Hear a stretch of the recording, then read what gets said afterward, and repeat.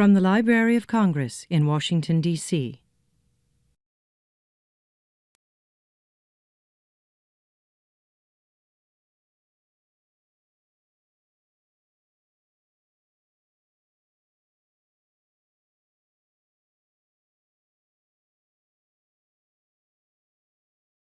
Today we have Nakota LaRance, who is from the Ortega Pueblo in New Mexico.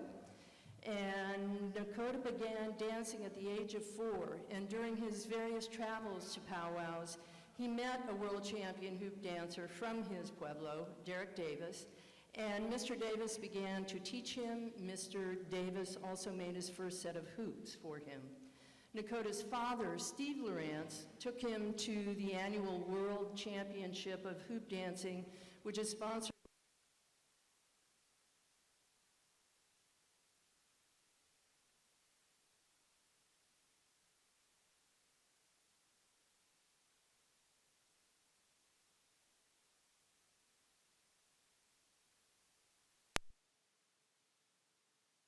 2004. Nakota received national exposure on NBC's Tonight Show with Jay Leno, which opened a lot of doors and led to a lot of opportunities for acting in TV and film, including Steven Spielberg's Into the West miniseries, for which he won a Best New Actor award.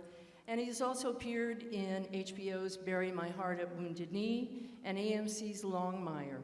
In 2009, Nakota became a principal dancer for the Cirque du Soleil show Totem and traveled the world for over 3 years with the organization.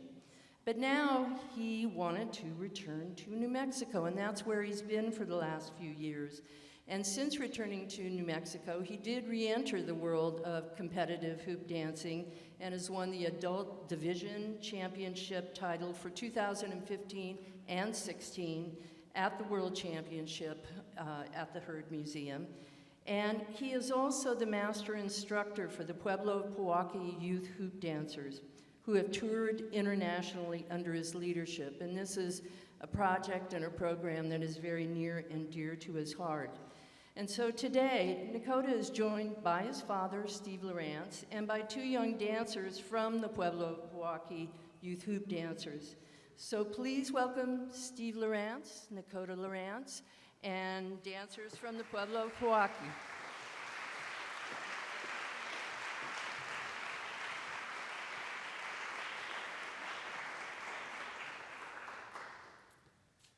Thank you, Betsy. I'd like to thank the Library of Congress and the American Folklife Center for inviting us to share a little bit of our culture with you. I'd like to start the program just by saying a few things. As you heard in the introduction, we're very active in the community, and I've always tried to teach my children to give back to the community wherever we live. And for the kids actually grew up in Flagstaff, Arizona. I'm Hopi Indian from the village of Moncopi on 3rd Mesa. And the kids grew up in Flagstaff, Arizona, but about 4 years ago, we moved back to New Mexico to my wife's Pueblo, a Tewa Pueblo called Okeawingi Pueblo, as you heard in the introduction. And one of the first things that we did, Nakota had just recently returned from a 3-year world tour with Cirque Du Soleil. And one of the first things he wanted to do was to give back to the community. So we started this Pueblo of Pojoaque youth hoop dancer group that, of course, as they mentioned in the introduction, we have had some wonderful opportunities with this group to travel the world and perform in France and Italy and also in Geneva. And various places in the United States. But I have the unfortunate news of sharing that yesterday we lost, last week we lost one of our littlest hoop dancers who had suffered a very tragic injury in a car accident a little over a year ago. And so we just wanted to dedicate this performance to our little hoop dancer. His name is Valentino Sigowenu Rivera. And his Pueblo name, Sigowenu, means lightning. So in dedication to little Valentino, I painted my drum with the lightning bolt to represent his spirit here that is with us today. He was a tremendous little dancer. He was only 8 years old, but he started hoop dancing at the age of 5 years old. And during his 8 years of life, through the hoop dance, he was able to travel all over the world. He performed for the servicemen of the USS Santa Fe when they returned to Honolulu, Pearl Harbor, about 2 years ago. He was able to participate in 2 of the World Championships of hoop dance at the Heard Museum. And he also joined us in our European hoop dance tour to France, Italy, and at the invitation of the U.S. Ambassador in Geneva, Switzerland at the United Nations as well. So this program is dedicated to our hoop dancer, Valentino Sigouanu Rivera. And I'd like to start off with playing a little flute song in his honor.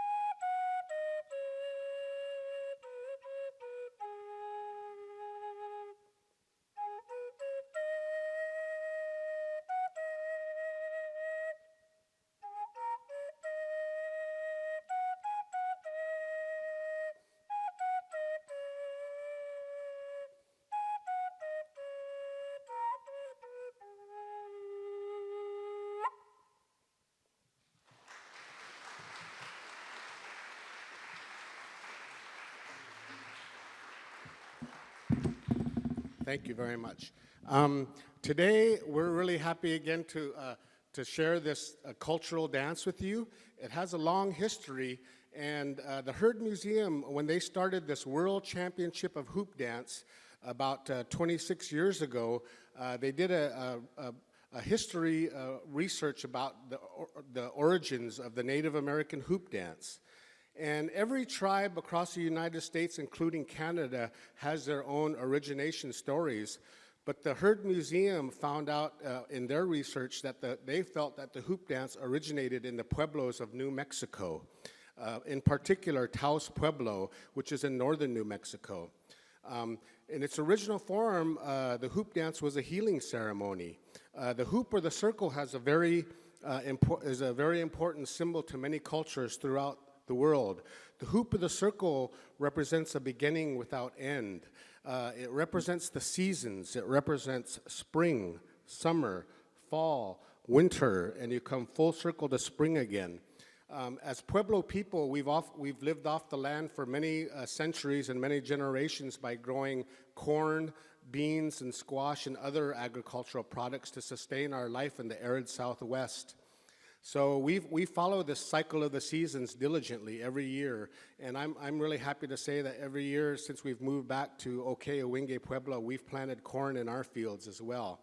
But so the hoop or the circle has this very important, strong symbolism, and those of you that have attended powwows or any traditional Native American ceremony might notice that often the people, and I've noticed this with many tribes, they dance in a circular fashion, which represents the hoop or the cycle of life. We're going to start the program by bringing out one of our youngest dancers.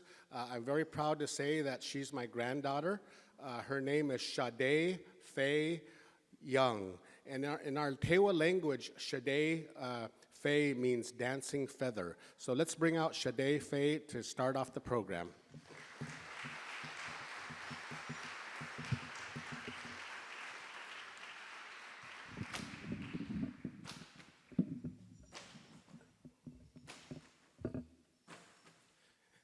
This is Shade Phea's version of the Native American hoop dance.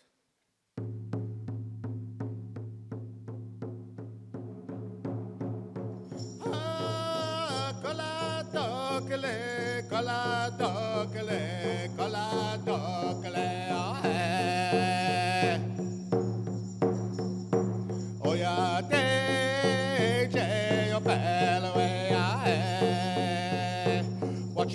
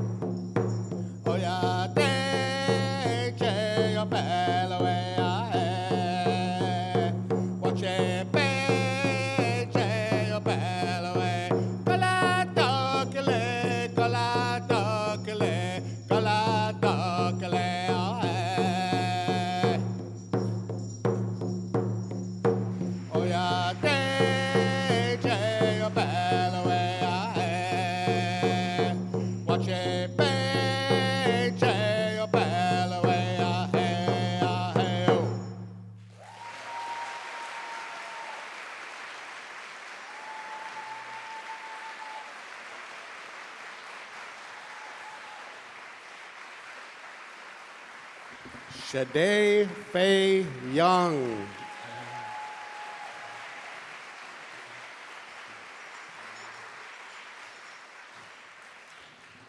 Isn't that beautiful? You know, we're just so proud that we're able to carry on this tradition with our youth in northern New Mexico.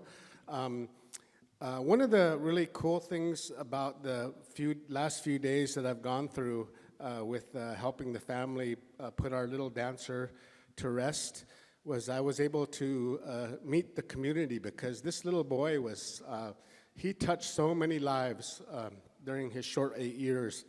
And I got to meet his family and some of the elders of the Pueblo, and many of them actually came up to me and thanked me for working with the kids. And they were telling me stories about, you know, how they, when they were growing up, how they would see the hoop dance, like in the 50s and the 60s and stuff like that.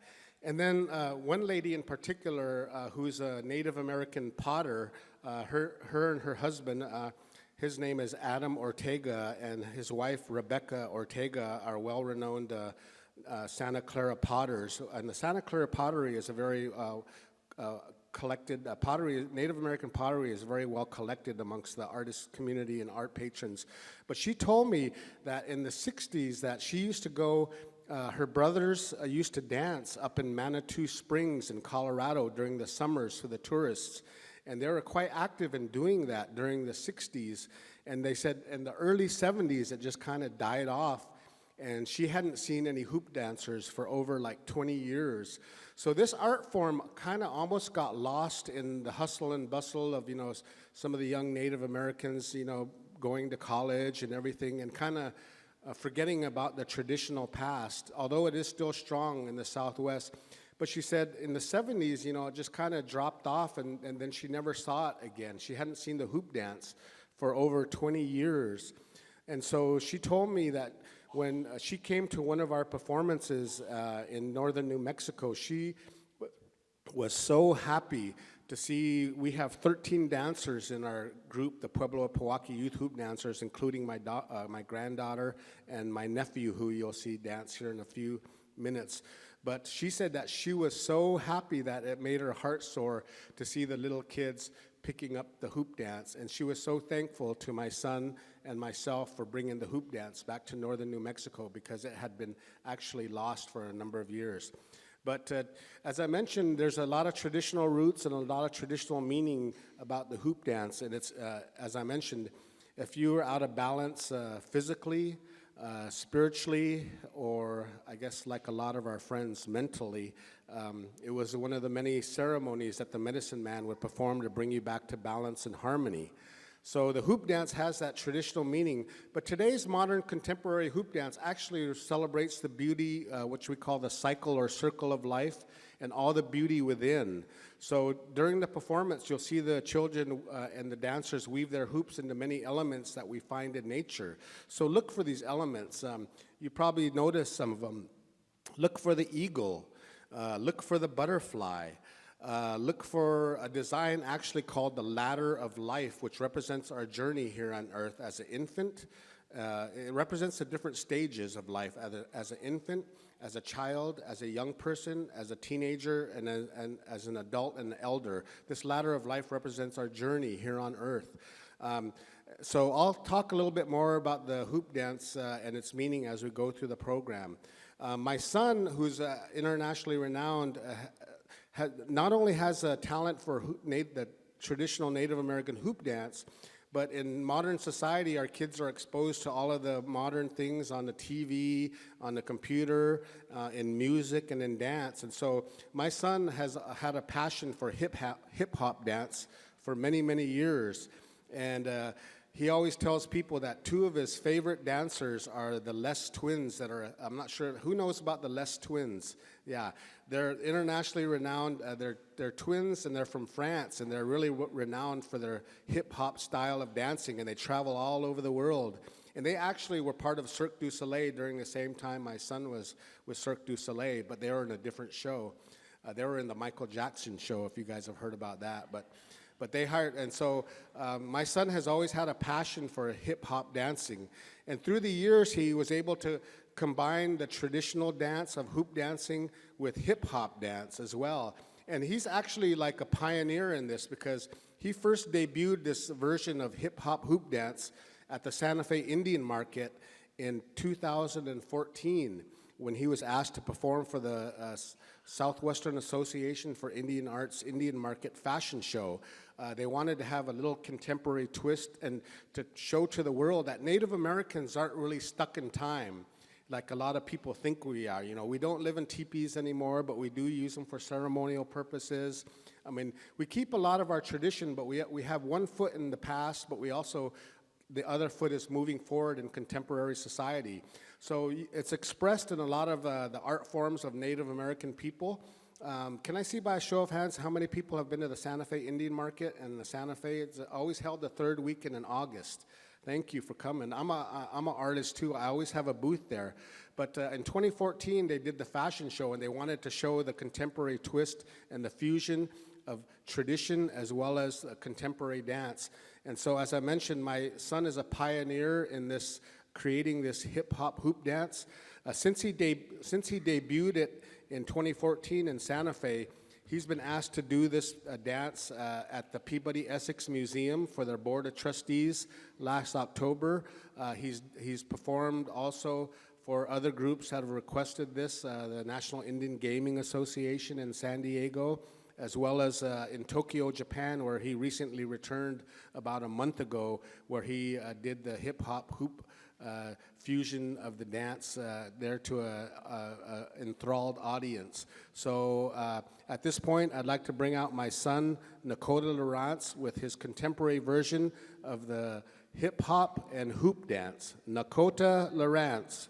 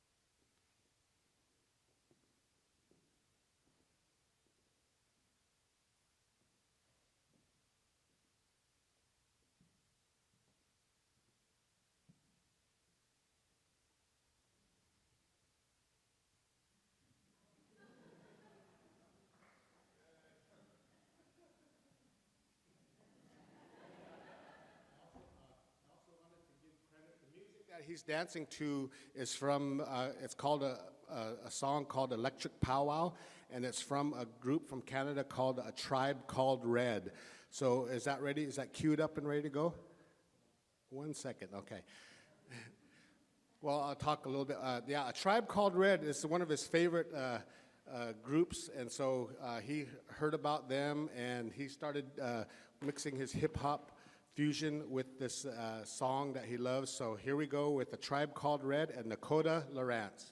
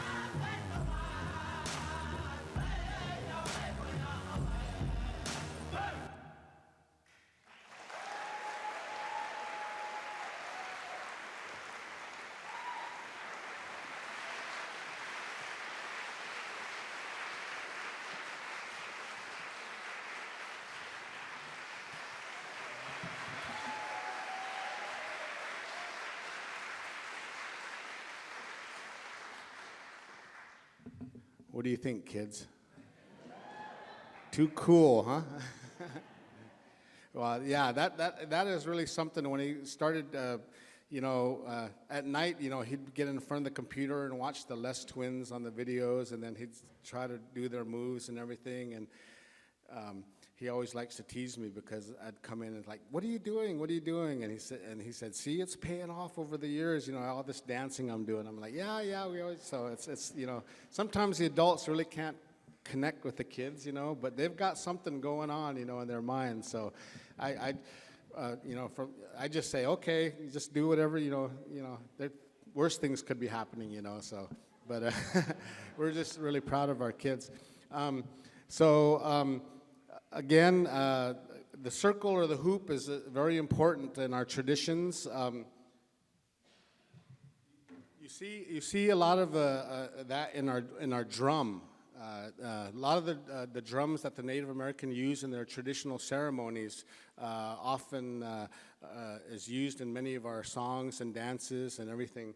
And we often say that the drum, the hoop or the circle of the drum and the drum beat itself represents the heartbeat of Native American people. And in some of the songs, there's some songs that we sing, and we have social dances called the round dance. We don't call them the hoop dance, but we call it the round dance, but it's similar to the circle of life, and we dance in a circular fashion. Some of the songs have a beat like this.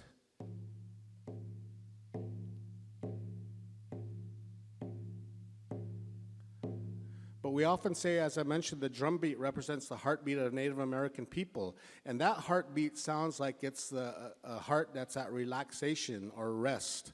But when Nakota and the kids dance, they like to dance to what's called a fancy dance song. And this is the beat of a fancy dance song.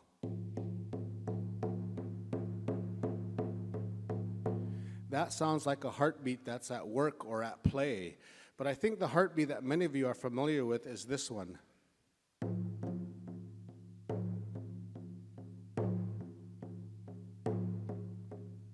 We call that one the Hollywood heartbeat. I tell people, if you hear your heart beating like that, you better go see a cardiologist right away. So. But we're really so proud of working with our young kids, and not only do we teach them, the Native American hoop dance, but they also participate in their tribal ceremonies. Those of you that have had the opportunity to go to the Southwest, you may have seen a buffalo dance or an eagle dance or some of the more traditional ceremonial dances that the Pueblos have during the all year round. And then, of course, we have our tradition, on the Hopi side, we have our traditional Kachina dances as well. But we always encourage our children to always participate in mostly the traditional ceremonies, the dances, as well as the hoop dancing. But also we encourage them to do break dancing and hip hop dancing or ballet or anything. If you live, you dance.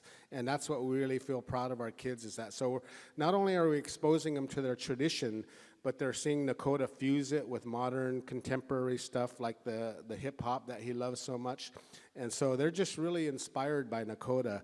He's like a Pied Piper of hoop dance in the Southwest, so really proud of what he's doing. Another member of our troupe, the Pueblo Pojoaque Youth Hoop Dancers, is my nephew, and his name is Quotsvenma Denipah-Cook. And his Hopi name is Quotsvenma, and that's from the Spider Clan. But we just call him, in Hopi, we call him Taka, which means little boy. But he's been dancing since he's been about the age of 7 years old. He's 14 years old right now. He's been to the World Championship of Hoop Dance many times. When they created this hoop dance championship at the Heard Museum, they decided that they were going to judge the dancers on what's called the Olympic Likert scale of dance and gymnastics. And so they came up with 5 categories to judge these dancers in. And so the 5 categories that the judges look for during the performances of all these hoop dancers is speed. That's one of the criteria.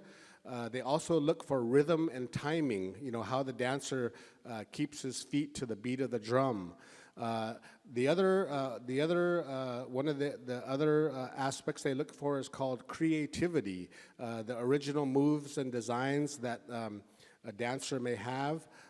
And then there's also showmanship, how a dancer presents his performance to the audience. And then the other one is originality, just the original designs that they come up with as well. So those are the 5 items that they judge the dancers on. And what we're really proud of at the World Championship of Hoop Dance is that the male and the females, they compete directly against each other. They don't separate them by gender. And so over the 26 years, we've had a couple female champions. One of them is pretty well renowned, and I'm sure she's been here to Washington, D.C. a number of times. Her name is Lisa Ojig, and she's from Canada. And then my niece, Ginger Sykes, also won the championship. She's Navajo. She won the championship in the teenage division. So at the hoop dance, they have 5 different divisions of competition. And as I mentioned, the males and the females compete against each other. But the 5 divisions are what's called the little tiny tot division, where the children 5 years and younger participate in that. And they're all winners in the tiny tot division. They're all given awards just to encourage them to keep dancing. And then after that, you get into the more competitive divisions. You get into the youth division, and that age ranges from 6 to 12 years old. And that's the youth division. And Nakota has won 3 world championships in the youth division when he was at that age. The teenage division starts at 13 and goes to 18. And Nakota also won 3 world championships in the teenage division when he was in that category. And then they go to the adult division, and the adult division is the one that's the champion of the adult division is the one that's internationally celebrated, because whoever the championship, the winner in the adult division is, that's the one that the Heard Museum really promotes for any other activities or something. And then after the adult division goes from 19 to 45. And for those of you that are my age, you still have a chance to get involved in this. There's also a senior division. And that's from 46 to, on up. And we're really proud. One of our really dear friends, some of you probably know him, his name is Jones Benali. He's a Navajo hoop dancer, and he's still dancing, and he's about 82 years old. And in fact, we're at this last World Championship of Hoop Dance, we're really treated to a special performance. He doesn't compete anymore in the senior division. He stopped competing about 3 years ago, but he still does performances all over the world. He's traveled all over the world sharing this hoop dance. He's a Navajo medicine man, and we're really proud to call him a dear friend, but he still dances at age 82. So I think actually I like to call it Indian aerobics, because it keeps the dancers healthy, and it keeps them healthy, So, but our next dancer, Quotsvenma Denipah-Cook, has competed at the World Championship Hoop Dance for over 6-7 years. He started about 7 years old, and he's 14 now. And over the years, he's garnered a placement in the youth division, 3rd place in the youth division, and number of times. So this is Quotsvenma Denipah-Cook.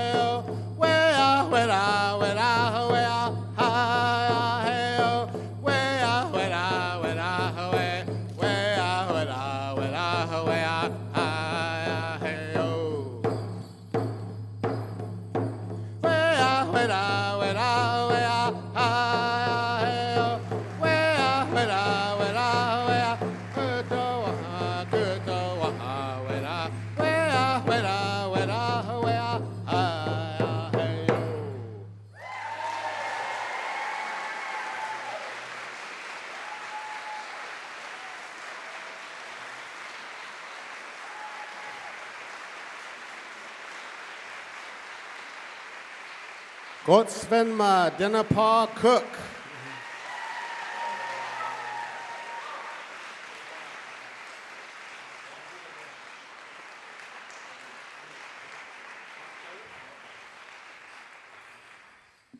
All righty.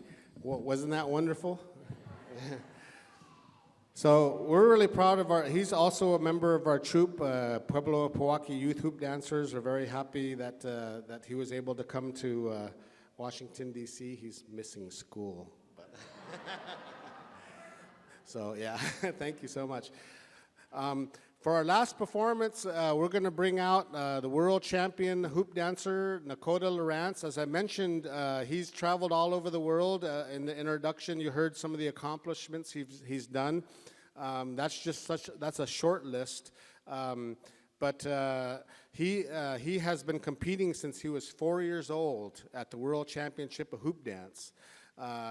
And so he started in the powwow circle as a fancy dancer. When he was a little boy, my sister, who was a fancy shawl dancer, would take him to the powwows in the summer. And he got to meet one of our family friends, Derrick Davis, who's been to Washington, D.C. many times to perform not only at the National Museum of the American Indian, but in other places. He travels all over the world, too. But he learned, first watched Derrick hoop dance at a powwow in Wyoming. And when he saw him do the hoop dance, he was just enthralled.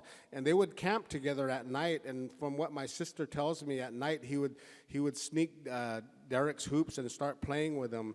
And Derrick saw that, and so he saw that he had an interest in hoop dancing. So Derrick made him his first pair of hoops, And he made them 5 hoops, and we only use 5 hoops. And those of you that have seen hoop dancers at powwows or events, sometimes they use anywhere from 5 to like 20 or 30 hoops.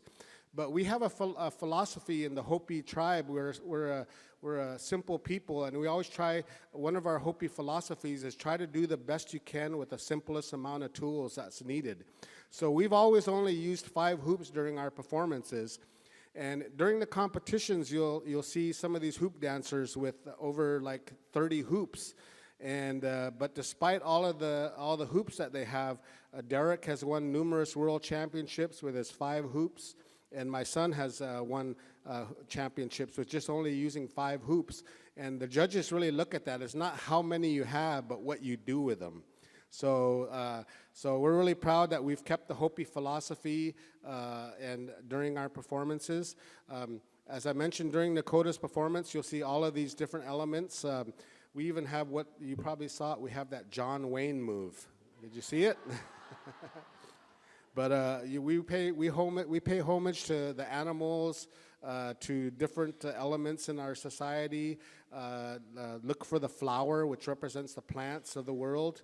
And if you see a design that you like, feel free to applaud during his performance. So let's bring on our world champion hoop dancer, Nakotah LaRance.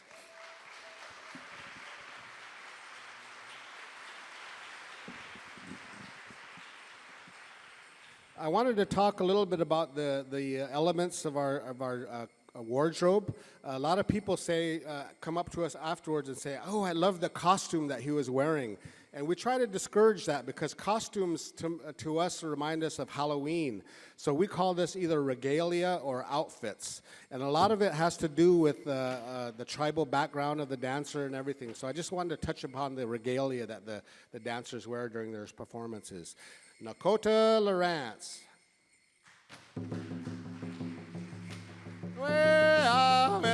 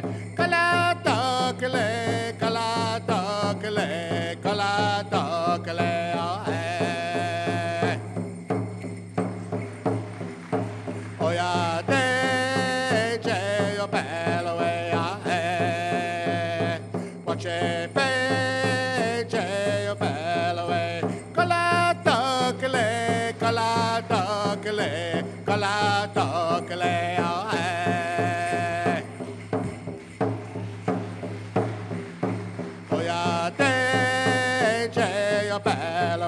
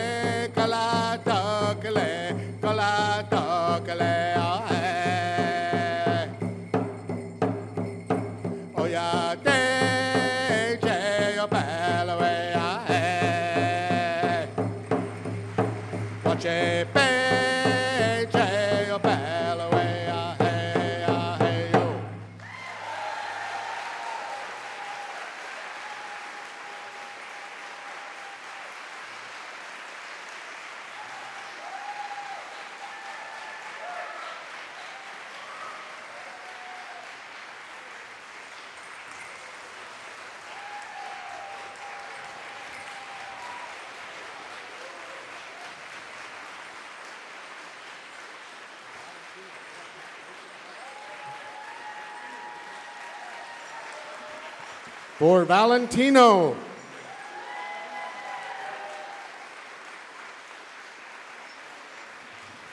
Shade Phea Young. Quotsvenma Denipah-Cook. And your 2016 World Hoop Dance Champion, Nakotah LaRance. I'm Steve LaRance. Thank you for coming today, and I hope your heart soars after seeing this beautiful performances. Thank you very much.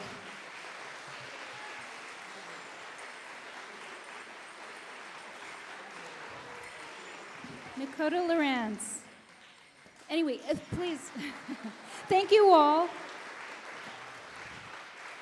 for coming. If these guys are going to be here, if you'd like to come and talk to them. If you notice, there are some t-shirts in the lobby, and Steve is a jewelry designer, so there's some of his things also on view out in the foyer, so please take a look at those. Anyway, thank you for coming. Please join us on June 28th when we're going to have Billy McComiskey and his sons and nieces playing here on this stage. Thanks very much, and see you soon.